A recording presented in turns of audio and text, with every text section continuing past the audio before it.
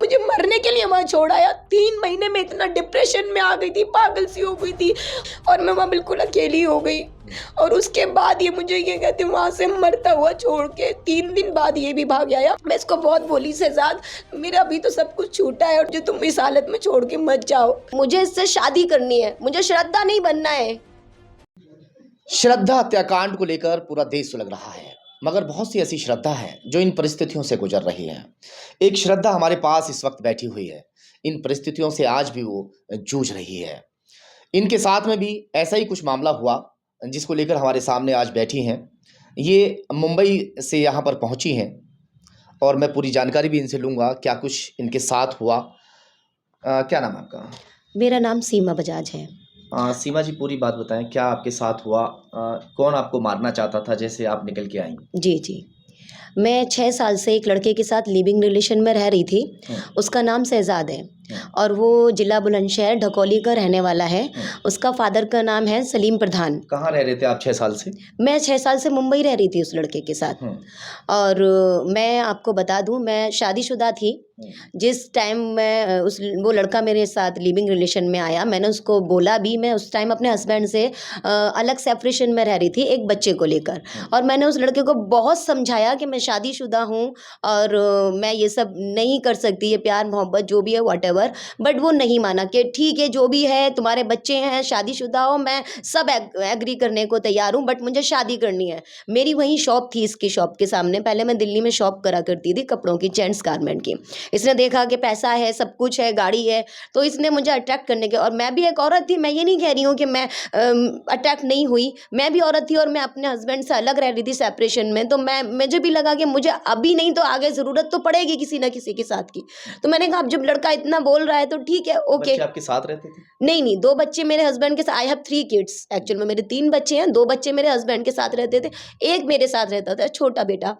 और इसको मैंने बहुत सा, फिर ये मैं जब इतना और भी समझाया कि ऐसा ना हो कि आगे ये तो मेरे साथ गलत हुआ ही है और ये भी मेरे साथ गलत कर दे, मैंने इसको बहुत समझाया। इसे नस काट लेता था, सर फोड़ लेता था। तो मैंने कहा नहीं, इतना कर रहा है तो ये मेरा ऑब्वियसली पूरा साथ देगा।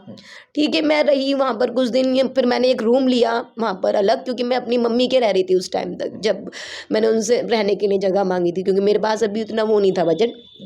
मैं फिर रही, ये मेरे साथ रहा कुछ दिन। फिर मेरे सडनली मेरे बेटे का एक मुंबई से कॉल आ गया, फिल्म लाइन से मेरे, क्योंकि काफ़ी फ्रेंड्स हैं वहाँ पर, मेरी काफ़ी जानकारी है, वहाँ से आ गया। तो मैंने सोचा चलो ठीक है, यहाँ भी काम वाम है नहीं है। और फिर इसकी वजह से थोड़ा सा मेरी, यहाँ मैं दिलशाद गार्डन में दिल्ली में मेरी शॉप थी, तो इसकी वजह से थोड़ा मार्केट में मेरी वो भी हो रही थी, चर्चा में आ गई थी। तो मैंने कहा कोई मेरी बदनामी ना हो तो मैं चली जाती हूँ। फिर ये बोला नहीं मुंबई मैं भी जाऊँगा, मैं भी जाऊँगा। मैं इसको छोड़ के चली गई, मैंने कहा नहीं मैं जाऊँगी खाली। फिर ये वहाँ से मुझे परेशान करने लगा, मैं मर जाऊँगा, ये कर लूँगा, वो कर लूँगा। और हार के मुझे इसको भी वहाँ मुंबई बुलाना पड़ा। मैंने कहा ठीक है आ जाओ तुम। फिर ये रहा, मेरा बेटा अच्छा कमा रहा था, अच्छा कुछ कर रहा था। और उसके बाद मैंने इसको बोला हम शादी कर लेते हैं, अब तो हम मुंबई आ गए तो कोई वो नहीं है, हम लोग शादी कर, नहीं मैं अभी करूँगा। यानी कि इसने मुझे शादी के वो देते देते जहाँ से 6 साल निकाल दिए। मेरे जिन फ्रेंडों ने हर बार जो शादी का वो करा अरेंजमेंट, वो भी मेरे वो हैं, गवाह हैं। और उसने क्या कहते हैं फिर भी शादी नहीं की, टालता गया। और उसके बाद ही मुझे 3 मंथ पहले मेरे हस्बैंड को पता लगा कि मैं अकेली नहीं रह रही हूँ बच्चे के साथ, किसी आदमी के साथ रह रही हूँ रिलेशन में।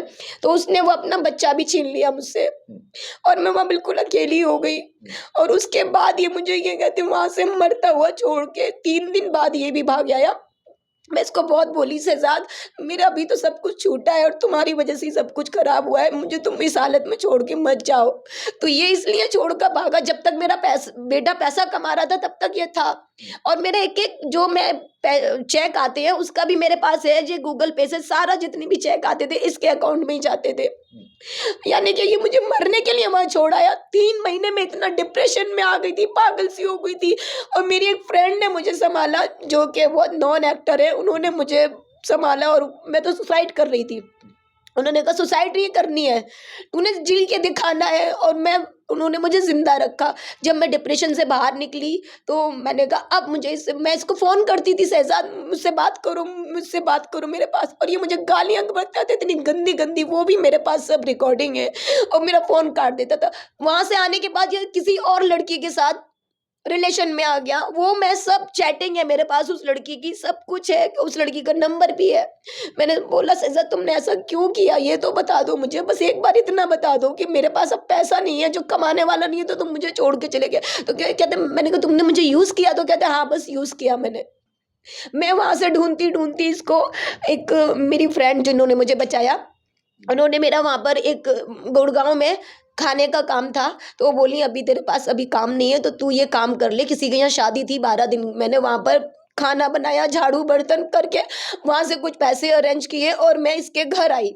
जब इसके घर आई मैं, तो ये नहीं था। हमारे यहाँ तक कैसे पहुंचे आप? मैं आपके यहाँ तक भी मैं बताऊंगी आपको।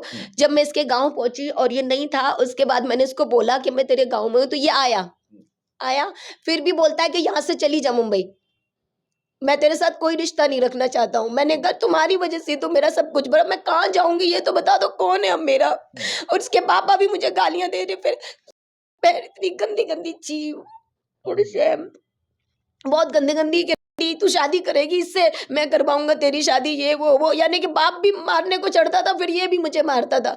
सडनली फिर मैंने कहा देखो हम शादी करेंगे, उसके बाद हम लोग जो भी होगा अब शादी के बाद होगा। इसके पापा ने, वो मैं इसकी भाभी के साथ सोती थी, बट उन्होंने मुझे वहां नहीं सोने दिया, कहने लगे नहीं एक साथ ही रहोगे तुम अपने रूम में।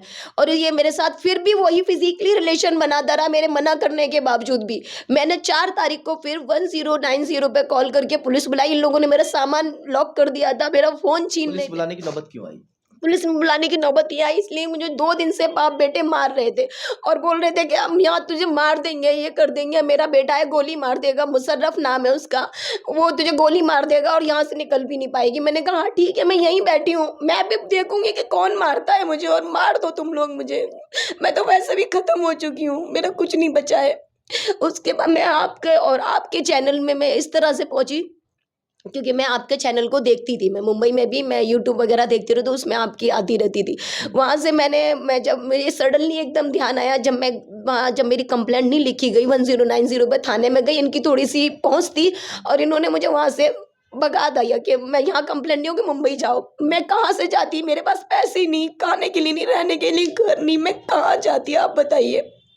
तब मैं आपका यहाँ पर मैं एसएसपी के यहाँ भी मैंने complaint the, but I hope, मुझे लगता है कि मेरी सुनवाई होगी, बट कब होगी आई डोंट नो कि कब होगी। मैं आपका एड्रेस सबसे पूछती आपके ऑफिस पहुंची, मुझे पता था कि यहाँ से मुझे इंसाफ जरूर मिलेगा।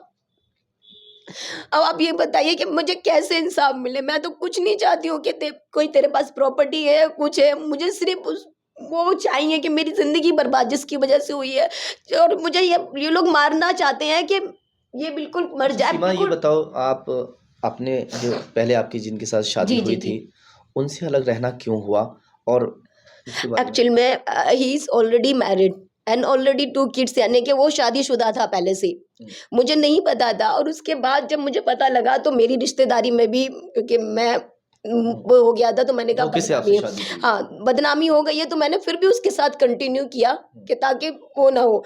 और वो फिर इतना मारता था, इतना पीटता था, इतनी गंदी गंदी गालियां देता था। मैं जब मेरे बच्चे थोड़े से बड़े हुए तब मैं उससे सेपरेशन में हो गई कि अब मेरे बच्चे संभल सकते हैं और जो जिनके साथ रहना चाहते हैं उनके साथ रह सकते हैं।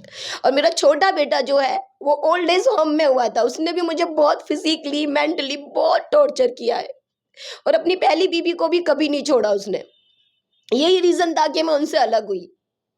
अब आपको कुछ पछतावा हो रहा है कि इससे रिलेशन करने के बाद, रिलेशन में आने के बाद में, जो हाँ, शहजाद है? यस, ये हो रहा है कि ये सिर्फ मेरे पैसे के लिए था मेरे साथ और इसका कोई प्यार नहीं था, कोई वो नहीं था। अगर काश मुझे पहले पता चल जाता। फोन पे तो उसकी लगातार आपसे बात होती रहती है, यस, आपसे क्या कहता है? अभी भी कंटिन्यू मुझे पागल बना रहा है, बोल रहा है कि हम कल शादी कर लेंगे, जैसे वो 6 साल से मुझे बनाता आ रहा है। यानी 6 साल से रोजाना यही कहता है हम कल बस शादी हम करेंगे। कल शादी करेंगे, कल करेंगे। और अभी भी रिसेंटली मैं यहाँ इसके गांव में हूँ तब भी यही बोल रहा है कि हम कल शादी कर लेंगे। मेरे पास पूरी रिकॉर्डिंग है, सब चीज है मेरे पास, अभी की भी रिसेंटली की भी, कि हम कल कर लेंगे शादी।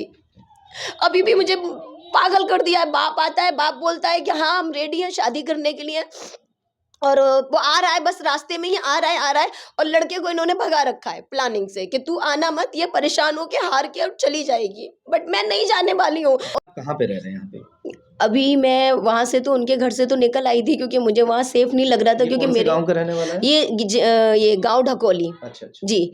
तो वहाँ मुझे मारने की प्लानिंग बन रही थी। मैं वहाँ से निकल आई और मैं इनकी जो लड़का है दूसरा, उनकी ससुराल में रुकी 2 दिन। वहाँ से भी मुझे धमकी मिली और वहाँ से भी मुझे निकाल दिया गया। तो मैं अभी रिसेंटली एक गाँव में किसी के घर में मैंने उनसे जगह मांगी, और अच्छे थे वो बेचारे, और उन्होंने मुझे रहने के लिए जगह दी, ताकि उन्होंने बोला कोई बात नहीं बेटा, तुम जितने दिन रहना चाहो यहाँ रह सकते हो। लेकिन मुझे अभी भी डर है वहाँ गाँव में कि मैं निकलती हूँ, बढ़ती हूँ तो ये लोग मुझे कुछ भी कर सकते हैं, इसके घर वाले। अगला कदम क्या रहेगा आपका? मेरा अगला कदम बस यही रहेगा कि मुझे इससे शादी करनी है। मुझे श्रद्धा नहीं बनना है।